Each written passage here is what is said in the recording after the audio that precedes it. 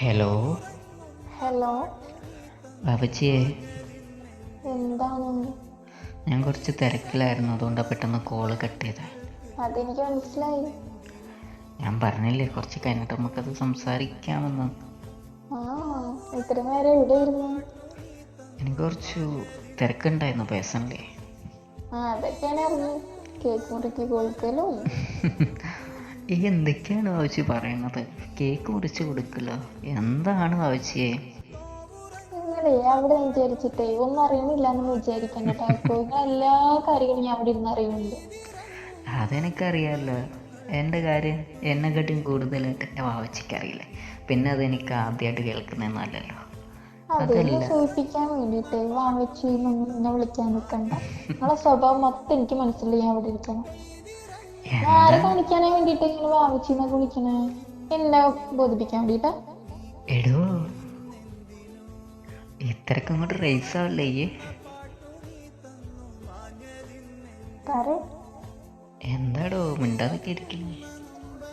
അതെ, എന്താണ് പൊന്നേ കരളേന്നൊക്കെ വിചാരിച്ച് വിചാരിച്ച? ഇത്രയും നേരം സ്നേഹിച്ചിട്ടൊക്കെ കിട്ടിയത് എനിക്കിങ്ങനെ വേണം. എനിക്ക് തന്നെ വേണം. എത്ര പറഞ്ഞു എന്നോട്. എടോ, ഉം, ഞാനൊരു കാര്യം ചോദിക്കട്ടെ? ചോദിക്കും.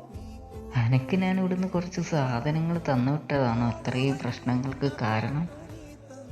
അത് നിങ്ങൾ തന്നതൊന്നല്ല.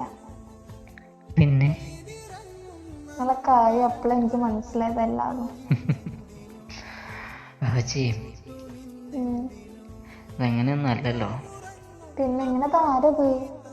ശരിക്കും അതിനെക്കുറിച്ച് എന്താണെന്നൊക്കെ അറിയണ്ടേ? അത് തിരക്കണ്ടേ? അതാരെന്നാ ഞാൻ ചോദിക്കണേ? അതാണ് ബാബച്ചി, ഈ എല്ലാം അവർ പറയുന്നത് കേട്ടു, കണ്ടു, ബോധിച്ചു. ഓക്കെ. നിങ്ങളല്ലേ അവരെന്നോട് പറഞ്ഞല്ലോ, നിങ്ങള് ഉറങ്ങാണ്ടത് ഉറങ്ങൂല്ല, നിങ്ങൾ ഫുഡ് കഴിക്കാണ്ട് ഫുഡ് കഴിക്കൂല, അങ്ങനെയാണ് ഇങ്ങനെയാണ്. കൂടുതൽ സ്നേഹം എന്നെക്കാട്ടി അതിനോടാണ്. ഇത് പറയുമ്പോ എനിക്ക് എന്ത് ഇതാണോ, ദേഷ്യമാണ്. പിന്നെ ദേഷ്യം കാണില്ലേ? ഈ ദേഷ്യപ്പെടാൻ വേണ്ടിയിട്ടൊന്നുമില്ല ബാച്ചിയെ.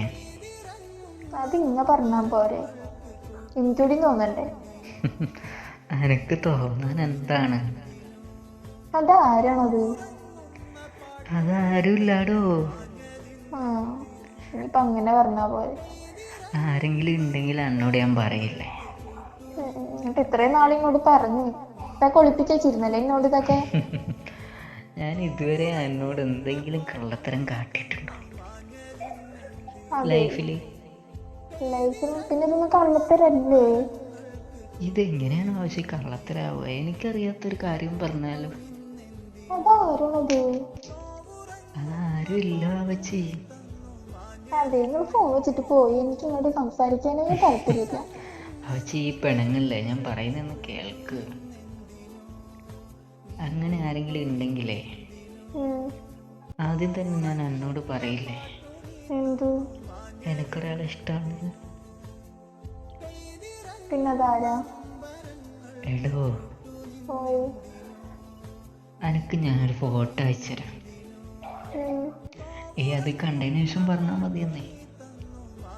അടുത്ത ടൈപ്പിനാണോ? അതൊന്നും ഈ നോക്കണ്ട.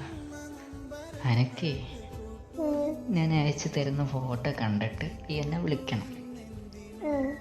എന്നിട്ട് എനിക്കതിലെന്താ മനസ്സിലാവുന്നതെന്ന് വെച്ചാൽ പറഞ്ഞു തരിക. എനിക്കാരും ഉണ്ടെന്നാണല്ലോ എൻ്റെ ഒരു അഭിപ്രായം.